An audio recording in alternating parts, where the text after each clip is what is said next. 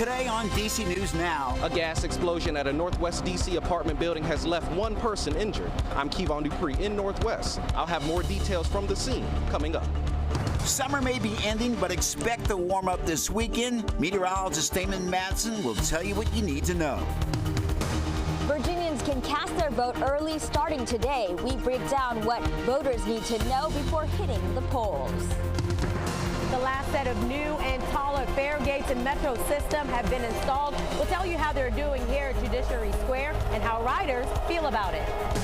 And thinking of adopting a dog but haven't decided yet. We invited our friends at the Animal Welfare League of Alexandria to talk about the importance of responsible dog ownership. You're watching the station covering all of the DMV. This is DC News Now.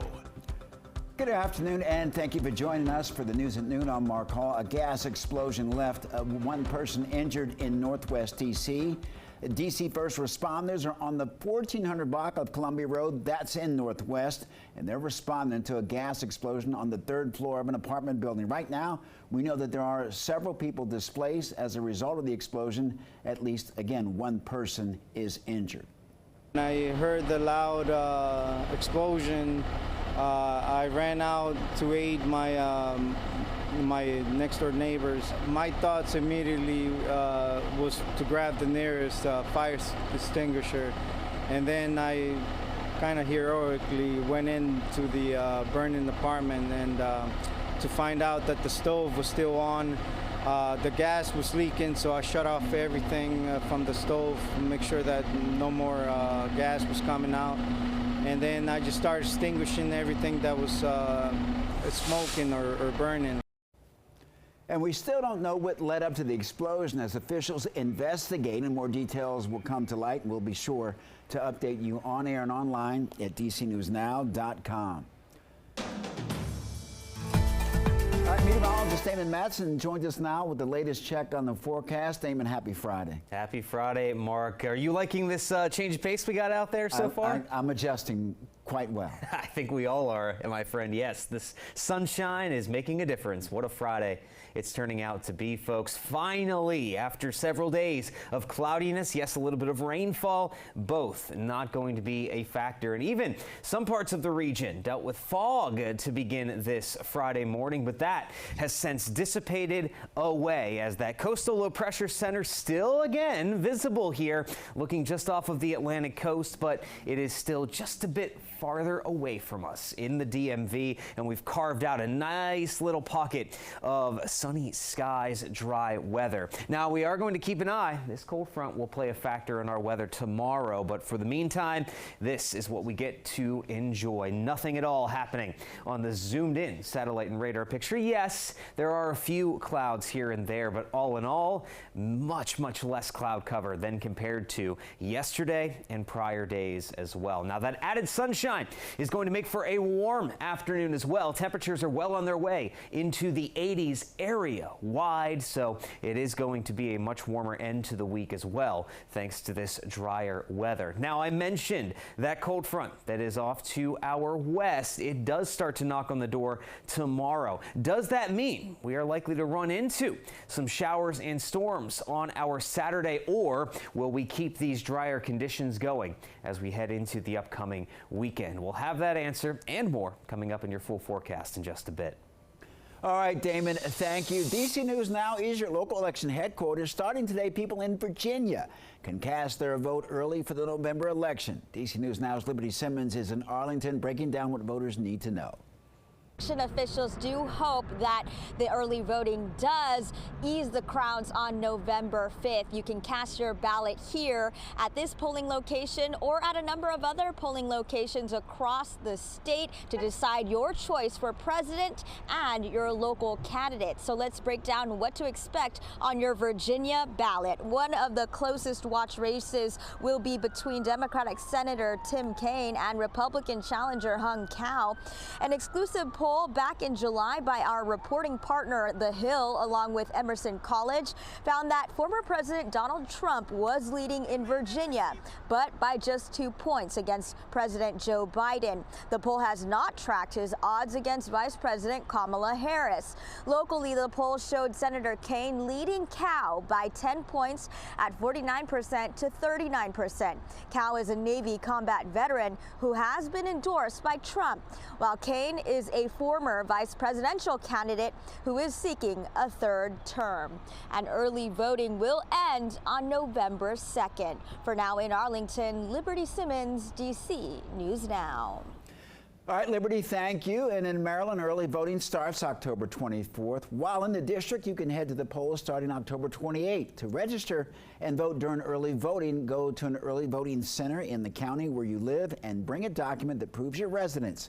This document can be your license, an ID card, a change of address card, your paycheck, a bank statement, a utility bill, or other government documents with your name and address on it. And in the city of Frederick, Maryland, changes are coming to the qualifications for voting. Resolution to amend the charter of the city of Frederick or resolution would allow green card holders and undocumented citizens to vote locally. Now, all you need to be is a resident of the city as of the day that you want to register, and do not claim voting residence or the right to vote in another jurisdiction. And of course, you have to be at least 18 years old or be at least 18 years old by the next general election. And if you can't vote, if you've been convicted of a felony or are currently serving a court-ordered sentence of imprisonment for the conviction, or are under guardianship for mental disability, and a court has found evidence that an individual cannot communicate, and if you've been convicted of bullying or selling votes. Overview of the latest from both presidential candidates as they continue down the campaign trail. Get the latest right here at 1220 on DC News Now. And developing in Virginia, 2 people are hurt after a shooting in Alexandria. Police say that this happened last night near North Payne and Wythe Streets. Both men were taken to a hospital and are now recovering. The extent of their injuries is still not known, and we are working to learn more details about the shooting.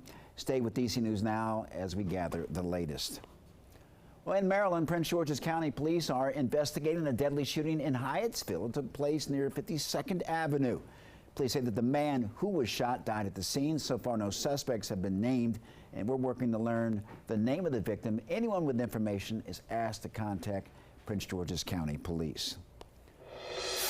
All 98 stations in Metro's system now have the new, taller, and more secure fare gates. Metro says that more than 1,200 of those gates have been installed since the project started last year. DC News Now's Tosin Fakile is at a Judiciary Square Station with more on the crackdown on fare evaders.